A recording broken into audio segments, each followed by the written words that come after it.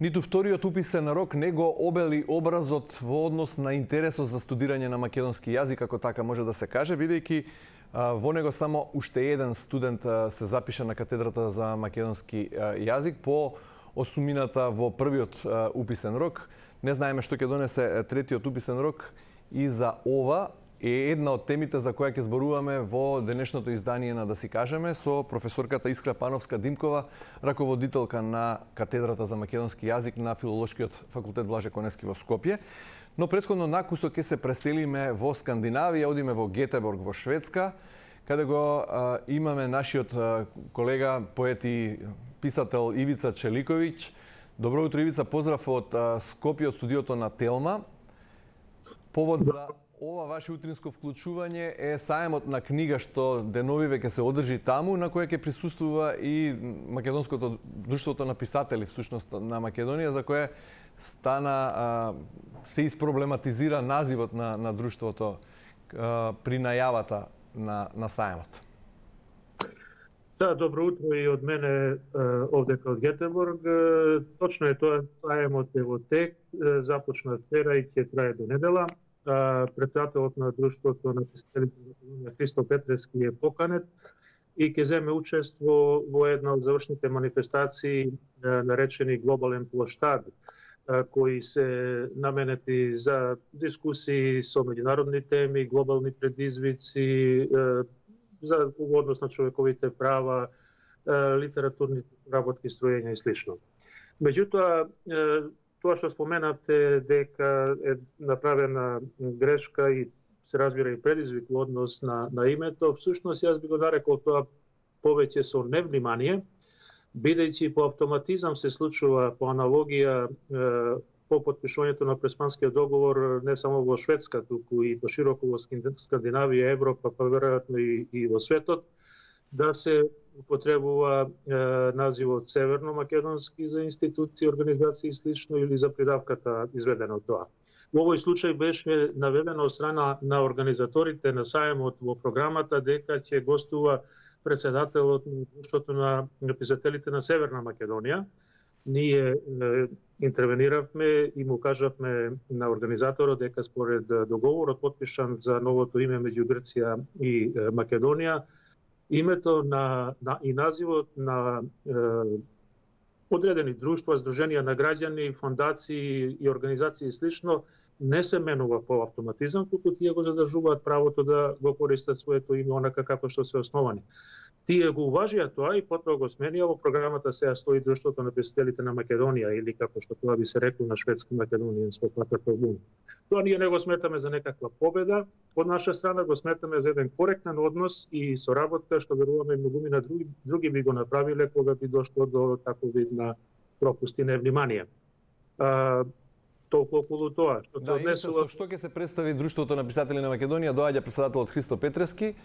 Неговото излагање е чинам во недела. Да, тоа е во недела, ќе биде во 12 часот. Реков веќе во рамките на тој сегмент на саемот кој е наречен Глобален плоштад и секоја година се одржува во рамките на програмата на саемот во Гетеборг. Инаку овој саем, попатно речено, само да напоменаме, еден од најголемите и најзначајни во Европа.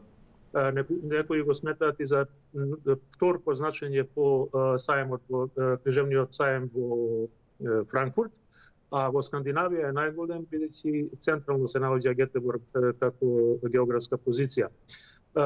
Христо Петрески ќе има можност да зборува за активностите што ги спроведува Друштвото на писателите на Македонија, соработката што ја остварува, за статусот на македонскиот писател, за ложбите тој да се подобри, тоа што го чини, што ја чини улогата на македонскиот писател во општеството и слични прашања, зависно и од прашањата што ќе ги добие. Инаку соработката меѓу Друштвото на писателите на Македонија и Друштвото на писателите во Шведска, односно Сојузот на шведските писатели, од постар датум. И порано имало контакти и соработка, уште во периодот кога председател беше Раде Силјан, Тајан Петровски и некои други. Така што ова е само едно продолжување, односно континуитет на започнатата соработка која постои меѓу македонската и шведската писателска асоциација. И што е уште поважно, барем за нас овде, што го гледаме како уште еден подиум, уште една платформа, уште една шанса за промоција на македонската литература и воопшто македонскиот јазик. Еве во овие времиња, како што кажав и во најавата, веројатно ме слушнавте, кога се намалува интересот за студирање за изучување на македонскиот јазик и се проречуваат на некој начин македонистите, уште една шанса плюс за да се слушне македонската литература и македонскиот јазик. Но ако не се лажам, тоа нема да биде се, бидејќи на 1 октомври е денот на македонската поезија во Шведска, па уште една можност ете и за македонските поети да се представат таму. Апсолутно, тоа е една од културните манифестации која представува наша гордост овдека, кога зборувам за македонската заедница во Шведска. Таа манифестација постои веќе 32 години, за жал поради пандемијата во изминативе 2 години беше малку на стендбај, што би се рекло, паузираше, не буквално, но сепак според обем и големина не можеше да се направи во физички услови. Оваа година тоа ќе го реактивираме. На 1 октомври во градската библиотека во Гетеборг ќе имаме читање со учество на 20-тина, веројатно и повеќе поети од разни националности, издруженија, од клубот на писатели на Западна Шведска, па и некои други учесници, а гостин ќе ни биде познатиот македонски поет Борче Панов, кој е и председател на Советот на познатата меѓународна книжевна манифестација Караманови средби во Радовиш. Тоа е еден показ дека ние навистина се грижиме околу потребата да се афирмира и зачува изучувањето на македонскиот јазик, дека сега зборуваме за диаспората, за припадниците на македонската диаспора родени во странство. Колку се успева со тоа, покажуваат резултатите во одредени средини. Нашиот резултат го даваме на показ со деновите на македонската поезија во Шведска, традиционална манифестација, но исто така и со голем број наставници по македонски, мајчин македонски јазик кои работат во шведските училишта и држат настава по македонски јазик, а во последните години со зголемувањето на бројот на доселениците кои доаѓаат да работат во Шведска, значи македонски семејства со мали деца, се зголеми и бројот на учениците кои одат на настава по мајчин македонски јазик во Шведска. Веројатно ќе ви требаат и лектори, можеби ако се донесе тој предлог закон за задолжително вработување на македонски лектори и во странство во оние земји каде што има македонска заедница во поголем број. Би било пожелно, се разбира, доколку државата би сакала да финансира таков развој, но она што е исто така пожелно е да се направи напор за изучување на скандинавските јазици, еве во конкретниот случај шведскиот јазик, за да се зголеми бројката на квалификувани литературни преведувачи, кои би можеле да работат на полето на литературен превод, како од областа на современата македонска литература, така и обратно, шведската литература која се преведува на македонски јазик. Тоа овозможува несомнено квалитетен допир на двете културни средини и јазични средини преку литературата и дава простор за подобро меѓусобно запознавање со работа. Много поле. Ивица, ви благодарам многу за ова утринско јавување во програмата на Телма и секако за промоцијата на нашиот мајчин јазик ете таму во Скандинавија. Продолжете со истото темпо, па ние како утринска програма ви стоиме отворени и за следна промоција на вашите активности таму. Благодариме, Горан, и поздрав до сите гледачи на телевизија Телма. Се надеваме и на натамошни јавувања со вести. Со задоволство. Да, а ние ќе останеме на истата тема, односно ќе и посакам прво добро утро и добре дојде на универзитетската професорка Искра Пановска-Димкова. Професорка, добре дојде. Вие сте раководителка на катедрата за македонски јазик на Филолошкиот факултет Блаже Коневски, на најстариот универзитет во земјава Свети Кирил и Методи. И со самото тоа најповикана како соговорник на она што беше актуелно деновиве, она што се уште актуелно, особено и по вториот уписен рок, кога резултатите се, би рекол, уште по-поразителни од првиот уписен рок. На првиот уписен рок се пријавија 8 студенти, на вториот само 1. Да. Што се случува, нема кој да студира македонски јазик? Видете вака, прашањето што го поставувате и што е деновиве актуелно во медиумите е сепак една комплексна работа, би рекла. Прво, да тргнеме дека факт е дека општо трендот за студирање мајчин јазик во светот е таков што интересот опаѓа. Значи во сите држави, сите јазици се соочуваат со тој проблем, па вклучително и ние. Значи ако малку погледнете по интернет и така натаму ќе видите, не знам, наслови во Србија, зарем ќе останеме без наставници по српски јазик и така натаму. Малку едно истражување ќе видите дека трендот е тој. Во таа смисла и ние имаме виден, очевиден пат во интересот за студирање македонски јазик. Но зошто се, да речеме, на катедрата само 10? Тоа се должи пред се на отворањето на државни универзитети, каде што има можност да се студира македонски јазик, а ние сме сепак една мала држава. Ние немаме апсолутно потреба од 4 факултета филолошки, државни се извинам, значи приватни, на крајот од криштата може да се отвори кој каде што сака, но државата да финансира 4 универзитети и 4 групи за македонски јазик, тоа едноставно е премногу. А во исто време државата нема стратегија за македонскиот јазик, не се спроведува законот постоечки за задолжителна лектура на објавените текстови, не се води сметка за катедрите во странство, еве како што рековме. Еве уште еден пример ќе кажам за љубителите на спортот, например, еве јас како гледач на фудбалските преноси од Лигата на шампионите сум принуден да ги слушам преносите со српски или со хрватски коментар. Јас го разбирам тој јазик благодарение на генерацијата на која припаѓам, па го изучувавме и во училиште го учевме, а и бевме една заедничка држава, па благодарение на тоа можам да го разберам јазикот и немам ништо против, дури уживам. Меѓутоа, зошто за помладите генерации или за повозрастните не се практикува задолжителна титул или превод, како што ние овде, новинарите, например, ако викнам соговорник кој ќе зборува било кој друг јазик освен македонскиот, јас сум обврзан да го иститлувам и да го преведам. И да го преведете така. Зошто еве во фудбалот кога станува збор, тоа не е обврска. Зошто државата прави такви пропусти? Зошто државата кога воведува двојазичност, па прави и тело што ќе проверува дали таа двојазичност се применува, не води сметка дали се применува и литературниот јазик во Македонија?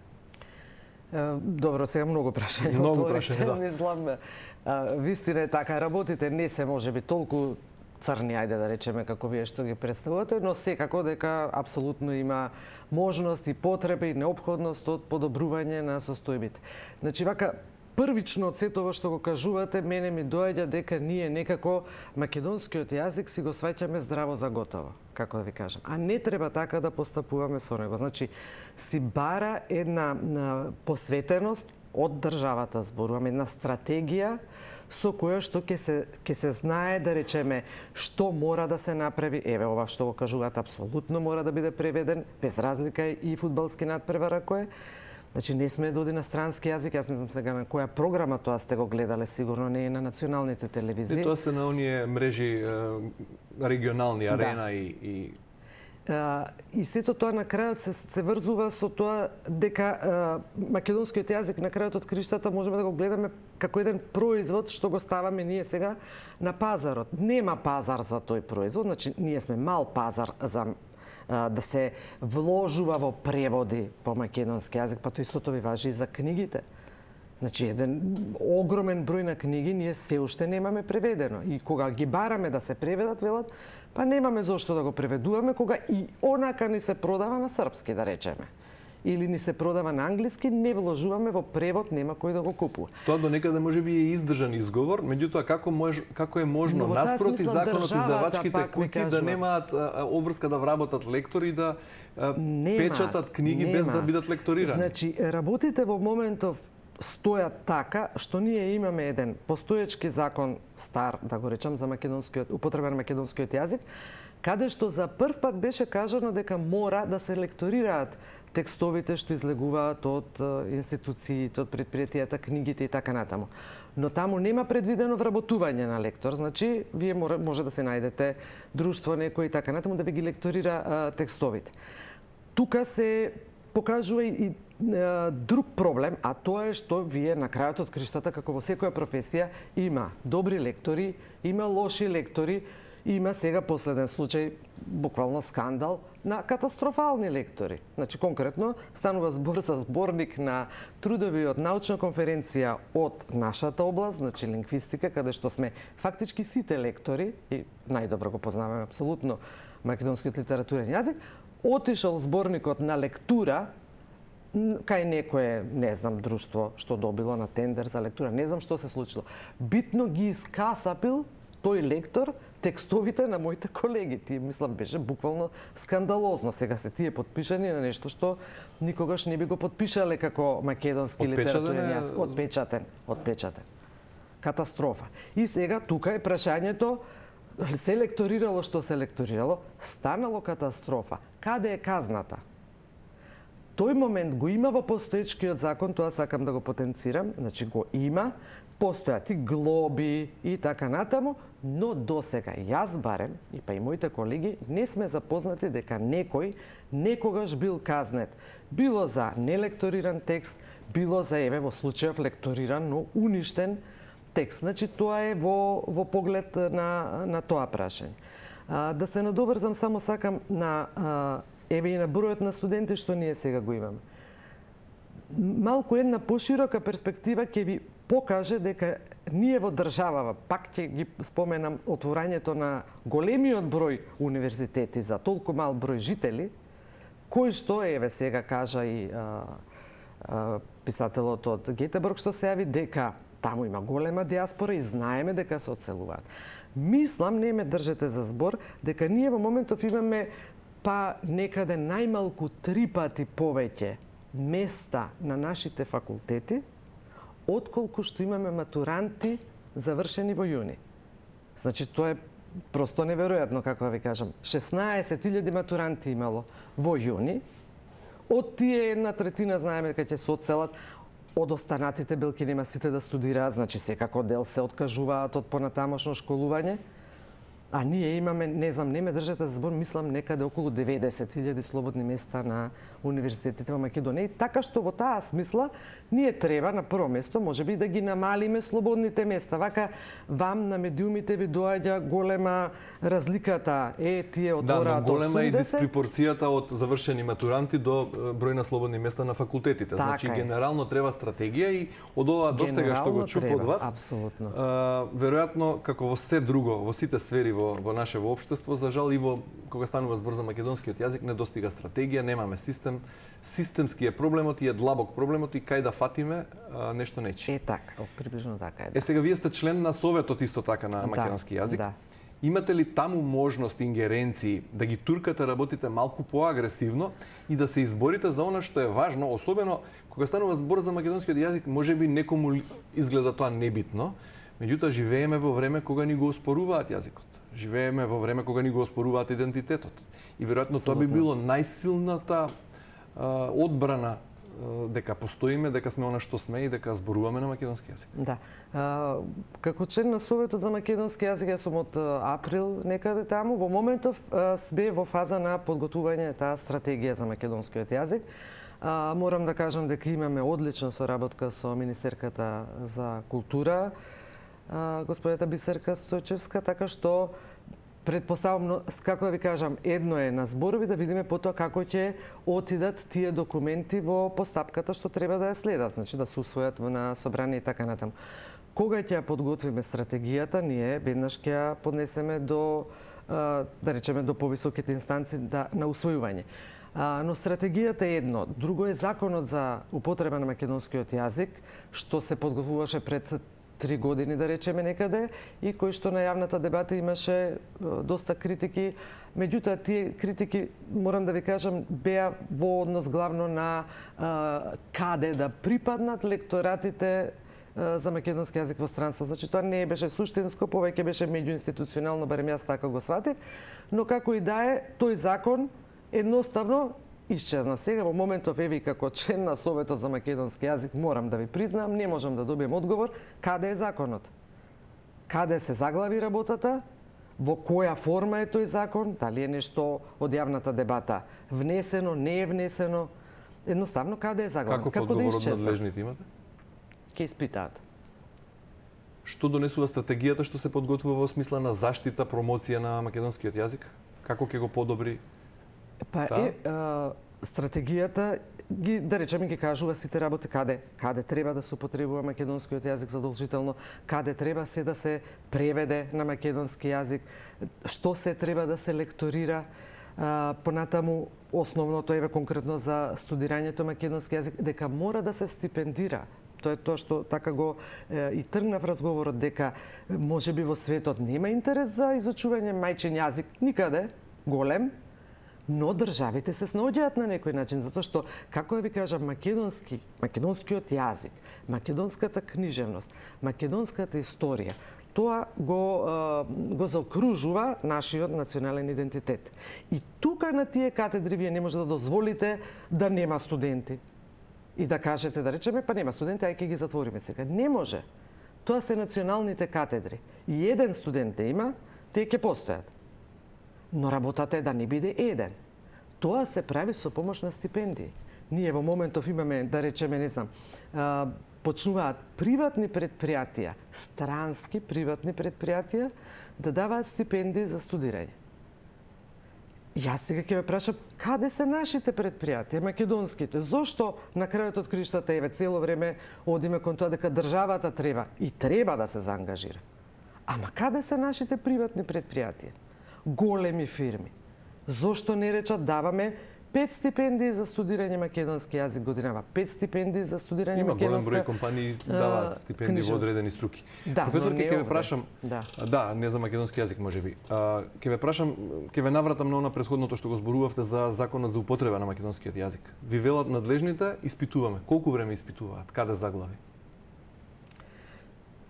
Па сега, еве, последните 2-3 седмици испитувате. Не можам да го добием одговорот, просто ви кажувам. Не знам каде е законот за македонски јазик, за употреба на македонски, каде е заглавен. И ниту пак во која фаза е.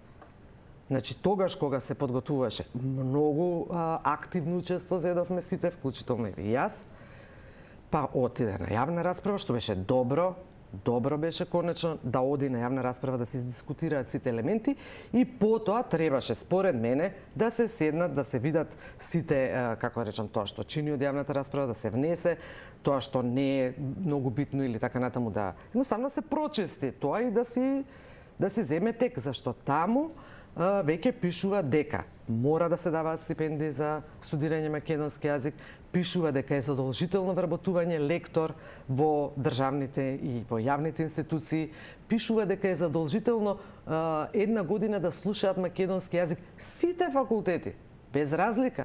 Зошто, да речеме, на медицина да не слуша една година македонски јазик?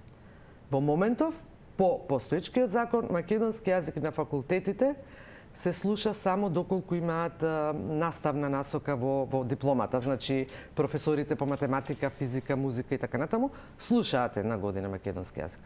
Но јас би рекла дека треба да слушаат сите. Како не да знаат граматика можеби толку, да се описменат едноставно, да го велиме тоа вештина на јавно говорење. Елементарна писменост. Елементарна писменост. Можеби ја имаат, јас не можам да кажам. Како луѓето многу се разликуваат во тоа како си го сваќаат сопствениот јазик. Значи има многу луѓе кои што воопшто не се во лингвистичка струка, а имаат одличен јазик, одличен изговор, феноменална писменост. Значи тоа нешто потекнува од нивното воспитание, од нивната, како да кажам, наобразба до тогаш. Наобразба и нивната самосвест за значењето на јазикот. Професорке, малку е контрадикторно, велите имате одлична соработка со Министерката за култура, а сега велите не знаете каде заглавил законот и не добивате одговор 3 седмици или не знам колку време. Не, Министерката за култура е прашана минатата седница, сега ќе имаме совет, така што ќе испита до тогаш. Предпоставувам дека ќе испита, да, и дека ќе го добиеме одговорот на прашањето каде е законот. Законот како таков е добар и ќе придонесе за подобрување на работите кога станува збор за употребата на македонскиот јазик? Да, законот тој што јас го беше добар, па верувајте, време поминува, веќе сега јас не можам да се сетам што се пишуваше во тој закон. И да го видиме во неговата, се разбира, финална форма. Каков е во финалната форма? Вам лично како македонист, како лингвист пред се ви пречи или кога голем број јавни личности, тука не ги тргам настрана ниту политичарите, например, кога зборуваат во своите јавни настапи, еве, например, во парламентот, не само на медиумите, туку и на говорницата во собрание, зборуваат на многу лош, би рекол, македонски литературен јазик. Што ме Каков е лош, не вашиот поглед? литературен, да, не Добро. зборуваат литературно. Да, тоа беше исто едно од работите што јас цело време ги предлагам, а тоа е некаква, како кажам, некаков испит, некаква лиценца за правилен изговор, за правоговор на луѓето што се појавуваат на јавна сцена.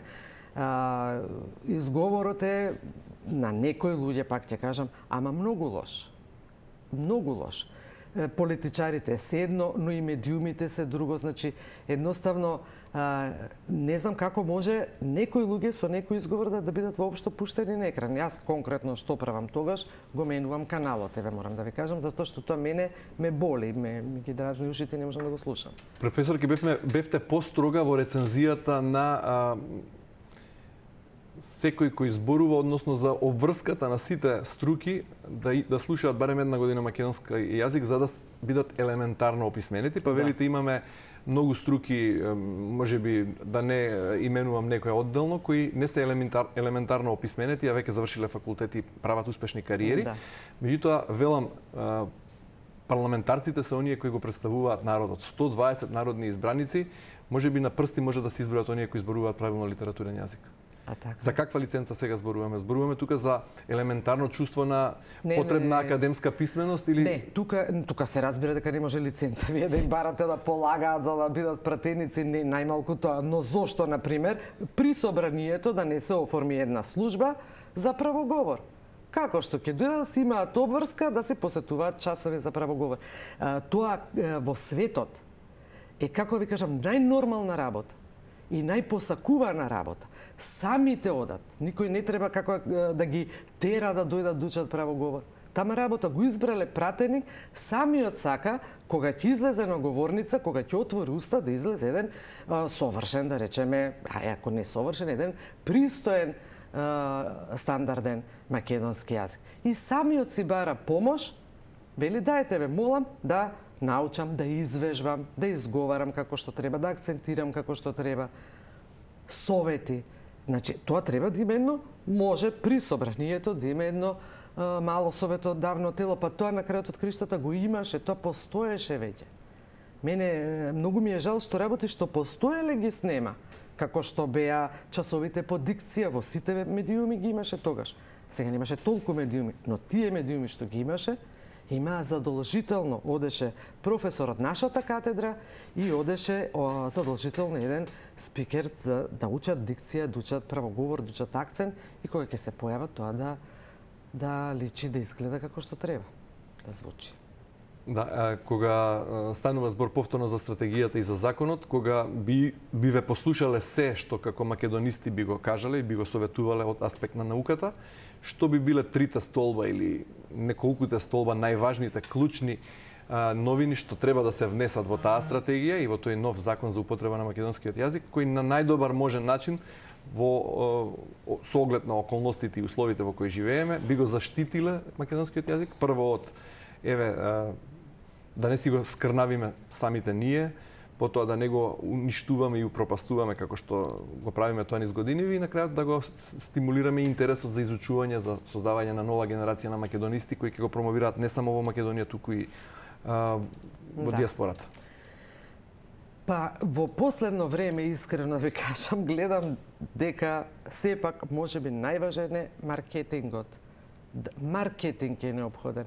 Ние минатата година запишавме 22 студенти, бидејќи беше година на Блаже Конески, бидејќи постојано по медиумите одеше значењето на македонскиот јазик, значењето на Блаже Конески и така натаму, и едноставно на тој начин сме имале некаков маркетинг. Минатата година 22, претходно имавте 15 студенти. Да. Ова е најниска бројка до сега? Во историјата на катедрата или имало и помалку? Во историјата имавме 7, меѓутоа тогаш имавме приемен испит, па се исплашија и затоа па го укинавме, да гледате како паѓа. Само уште нешто да кажам, ве молам, дека порано, кога беа големите бројки на студенти на катедрата за македонски јазик, да не се лажеме, голем број од нив беа одбиени од разни други факултети, пред се медицински. Јас се сеќавам како излегувам на испит да побарам апче за глава и како сваќам дека сите што чекаат се лекари, несудени лекари. Сите медицински сестри, сите. Значи и цела аптека имаше надвор. Сега веќе, бидејќи медицински факултет си прима, нема одбиени студенти. Нема никаде одбиени студенти, сите факултети си направија, прво се намали воопшто бројот, си Ме разбирам, направија нестудените лекари веќе не доаѓаат на... Така што овие 10, што ние ги имаме, или тие 22 минатата година, тие се студенти кои што сакале исклучиво да студираат македонски јазик. Директно дошле тука, не им е втора, 15-та опција одбиени од не знам каде. Значи тоа е исто многу важна работа да се каже. Ќе ве замолам да, бидејќи времето е кусо, имам уште едно прашање кое морам да ви го поставам.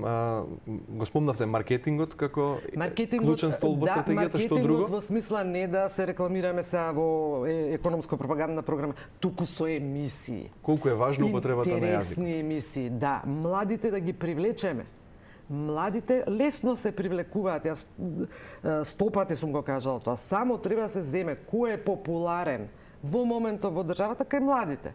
Пејачи ли се, глумци ли се, тиктокери ли се, не знам што се. Тие треба веднаш да бидат викнати. Да се описменат прво тие? Да. Да видите како веднаш... Што освен маркетингот, професор, ке е многу важно? Понатаму се разбира дека е важно да бидат сите текстови лекторирани, ама добро лекторирани.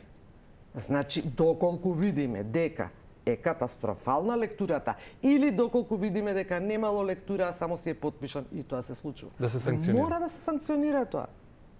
На крајот од криштата, кога имате санкции, сакам да ги имаме тие санкции, истовремено сакам да воведеме и награди. Зошто не се воведе награда за, пак ќе ги споменам предпријатијата, за предпријатие кој што најмногу се грижело за македонскиот литературен јазик во претходната година. Имало одлични, не е битно, реклами, текстови и така натаму за македонски јазик. И трето и најважно, стипендии. Стипендии. Мора да се стипендира. Нашите студенти може да работат професори по македонски јазик во училиштата. Единствени се, тоа морам да го кажам од маркетиншки аспект, единствени што може да полагаат испит за добивање лекторска лиценца.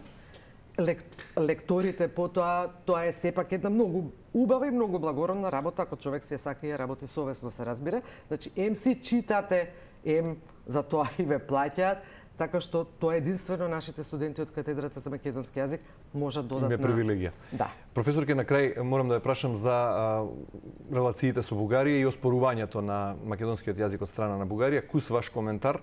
Сте кажале во повеќе наврати дека го сметате тоа за чиста политика, меѓутоа имаш и едностранна изјава од македонската влада дека македонскиот јазик се ограничи на употребата на денешната територија и на годината од 45-та наваму. Кус коментар со ова и завршуваме?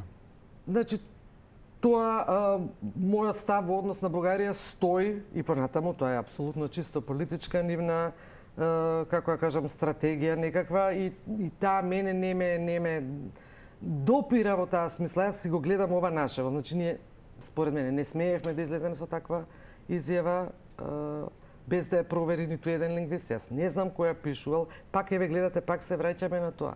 Толку е, како ја кажам, голем интерес од македонскиот јазик вака така и ваму доаѓате со изјава која што ја пишувал, повторно не знаеме кој, не можеме ни да откриеме.